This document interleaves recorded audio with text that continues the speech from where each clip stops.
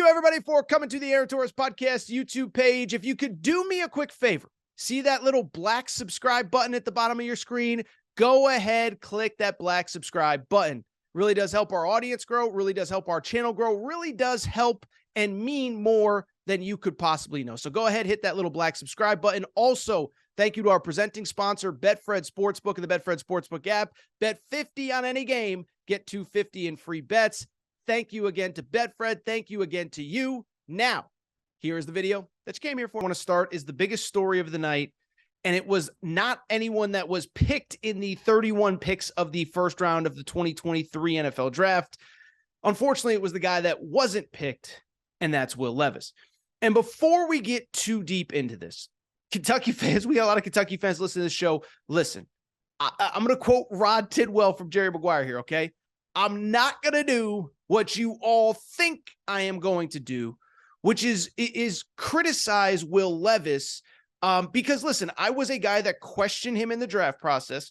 I said about 2 weeks ago, I thought either him or Anthony Richardson was going to fall. So I take no joy in seeing him suffer.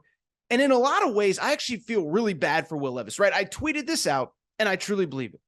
Two things can be true. I think you can be a person who questioned why he was being projected as a top 5 pick, or if he should be a top 5 pick, should he be going that high in the draft? You can also be a compassionate human being and on the biggest night of his life, still feel bad that things did not go as planned.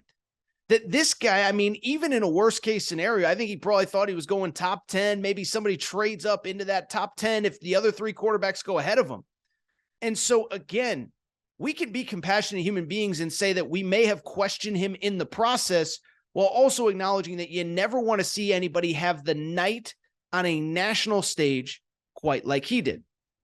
Now, I think the question becomes, to me, and a question that I got a lot from people, the people that weren't mad at me saying all you do is criticize him. The question becomes, so like, what happened with Will Levis? How did we end up here?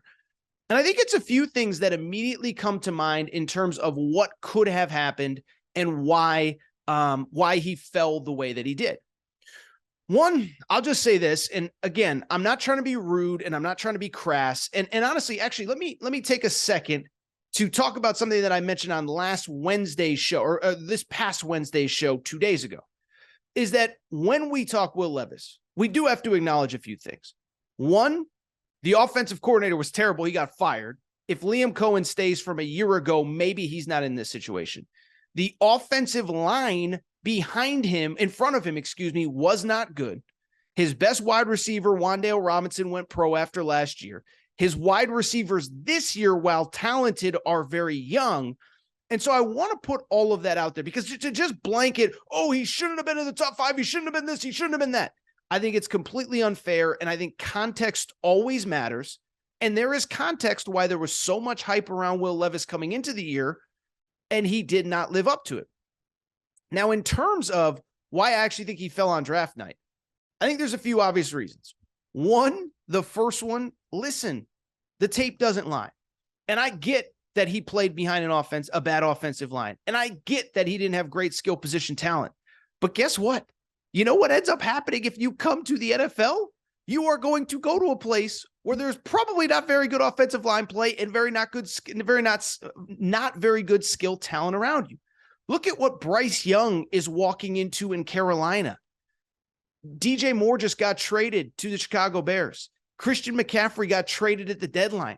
Bryce Young is going to have nothing around him, okay? CJ Stroud is going to have very little around him.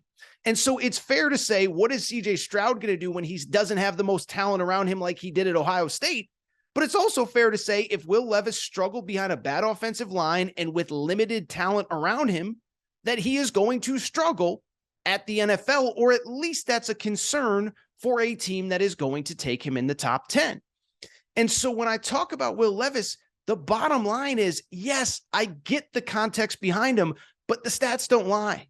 This was a guy that went 11 of 23 passing, no touchdowns, 1 interception against Vanderbilt this year, okay? Kentucky fans, you can be mad at me for criticizing him, but I remember the reaction The day you lost to Vanderbilt, it wasn't very good. I understand that Levis had a bad O-line. I understand the OC was terrible. By the way, I understand he had bad injuries all year and he was playing through them and he should get credit for it. But we also have to acknowledge 11 of 23 against Vanderbilt. 16 of 27 for 98 yards against Tennessee. You look at all of the games, even the games that they won, 13 of 24, 1 touchdown, 1 interception against Florida.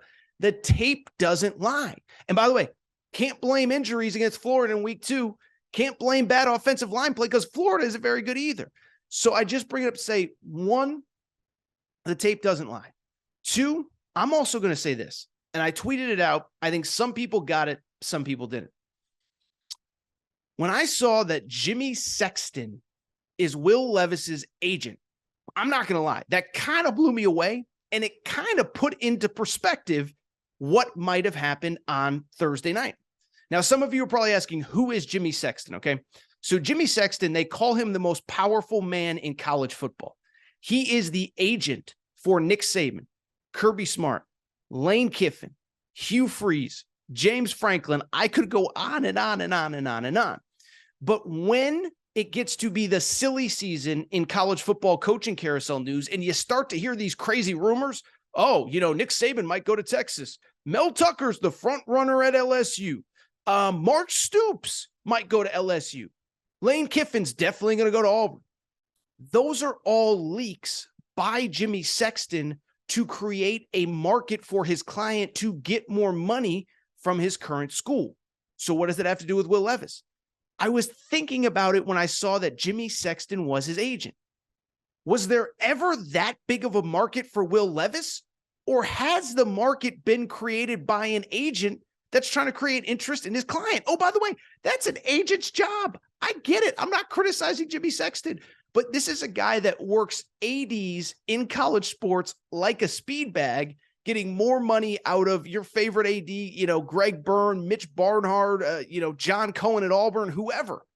He works them like speed bags, convincing them that there's a market for their client that may or may not exist. And so I wonder, you look at all these leaks from the last couple weeks, Will Levis, the apple of the eye of the Indianapolis Colts, the apple of the eye of the Houston Texans. Was there ever that big of a market, or was it created by the agent? So it's something to think about. It's something to consider. And all I'll say, bottom line, is this. Will Levis obviously did not go in the first round. And I do feel bad about it, and I don't take any great joy in being right on it.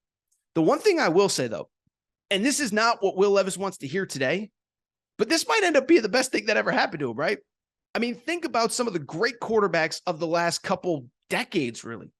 Aaron Rodgers probably should have been, obviously, history tells us he should have been the number 1 overall pick or a top 5 pick. He falls to the back end of the first round in Green Bay. Guess what happens? He gets to, kind of apprentice under Brett Favre, gets 2 or 3 years to figure it out. And now he's a Hall of Famer. And so there's plenty of stories like that. You go through the history of football, there's all sorts of stories of guys falling and it ends up working out best for them. And so with Will Levis, I do wonder, is this one of those moments in time where, yes, he falls to the second round. Yes, it sucks. Yes, the contract's not as good. Yes, it's not as much money. But is it possible that he falls to a better spot? I don't know who it's going to be.